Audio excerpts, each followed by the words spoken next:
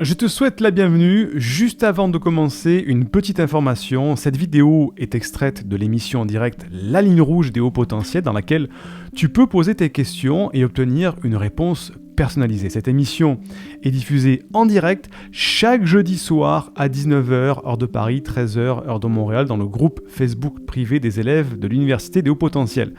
Si tu ne fais pas encore partie de ce groupe d'entraide et de bienveillance, tu peux y accéder en devenant élève de l'université. Pour cela, il te suffit juste de télécharger une première formation offerte dans le cadre de cette campagne de sensibilisation au haut potentiel. Le lien se trouve en description de cette vidéo ou en description du podcast. C'est tout simple, tu m'indiques à quelle adresse je dois t'envoyer la formation et tu la reçois tout de suite.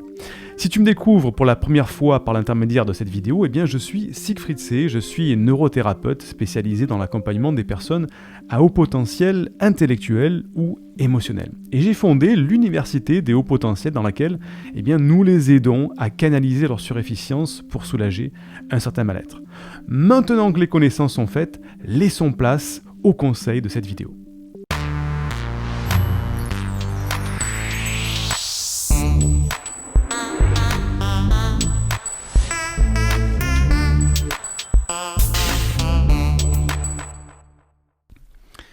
Une question d'une personne anonyme qui me dit « Bonjour, j'ai bien aimé votre YouTube sur les doutes du HP et je suis totalement d'accord avec vous sur le fait qu'à un moment, il faut passer les tests. C'est ce que j'ai fait à 50 ans et cela m'a beaucoup apaisé d'avoir les résultats. Ma question est que j'ai traversé de grosses difficultés il y a 6 ans et j'ai été diagnostiqué bipolaire et mise en invalidité. Je crois qu'il y a beaucoup de HP diagnostiqués bipolaires et qu'il y a beaucoup de bipolaires qui sont HPE.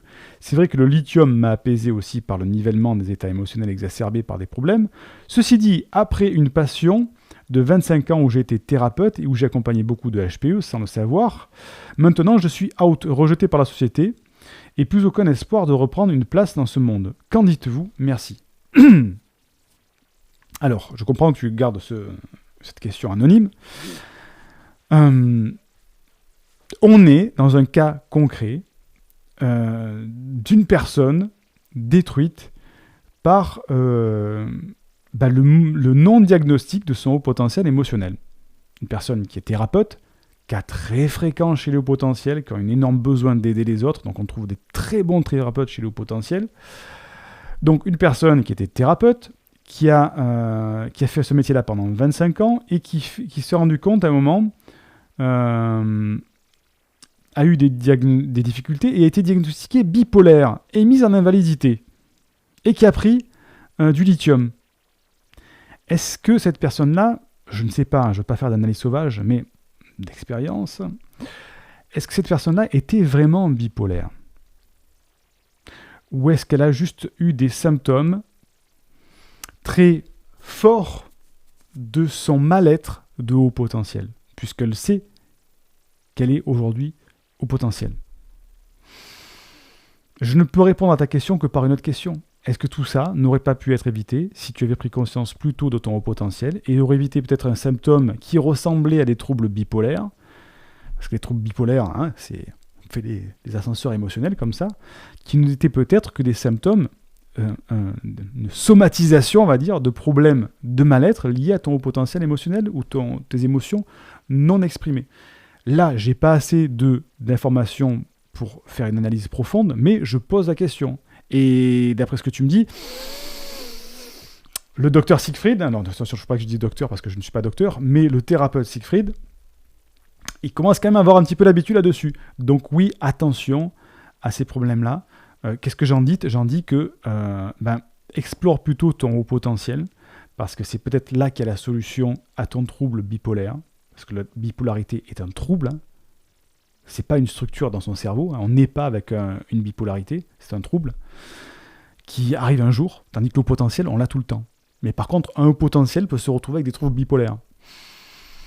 On sent qu'il y a un petit problème qui n'a pas été réglé à ce niveau-là. Donc voilà, c'est pour ça qu'il faut explorer. Quand on a une suspicion, un doute sur son haut potentiel, il faut aller explorer à fond pour avoir une assurance que ce soit ça ou pas ça. Et si c'est pas le haut potentiel, déjà on est normal, et c'est pas plus mal d'être normal. Et après, c'est là où il faut aller chercher s'il n'y a pas autre chose. Mais souvent, certaines personnes ont peur de la réponse. Ils se disent, mince, Mais si, c'est le truc de dernier recours, combien de fois je l'entends, c'est vous êtes vraiment dans mon dernier recours, si je suis pas au potentiel, je sais pas ce que j'ai, alors je suis fou et là je comprendrai plus rien. Bon, heureusement, dans beaucoup des cas, je trouve des hauts potentiels, donc ça va, mais il y a des cas où c'est pas ça, ils sont pas au potentiel. Et là, c'est pas grave, il y a simplement une nouvelle voie, on vient d'apprendre une information, tu n'es pas au potentiel, donc tu n'avais peut-être pas A, B ou C, tu n'as pas haut potentiel, donc il faut chercher plus loin ce qui ne va pas chez toi. Et seulement, il faut tomber sur un bon thérapeute, un bon psychologue, qui va prendre ça avec passion pour t'aider à trouver tout ça. Donc, qu'est-ce que j'en pense ? Explore ton haut potentiel émotionnel. Peut-être que la solution à ton trouble bipolaire est là-dedans. Indique-moi en description à quelle adresse t'envoyer la formation offerte qui s'intitule « Canalise tes pensées envahissantes et profite de l'instant présent ». Et surtout, partage cette vidéo à une personne de ton entourage que ça pourrait aider. Et n'oublie pas, comme le disait Einstein, la folie c'est de faire toujours la même chose et de s'attendre à un résultat différent. Si tu veux t'épanouir avec ta douance, c'est le moment d'utiliser le bon mode d'emploi, celui qui fonctionne avec toi, et de changer pour faire de cette terre un monde meilleur.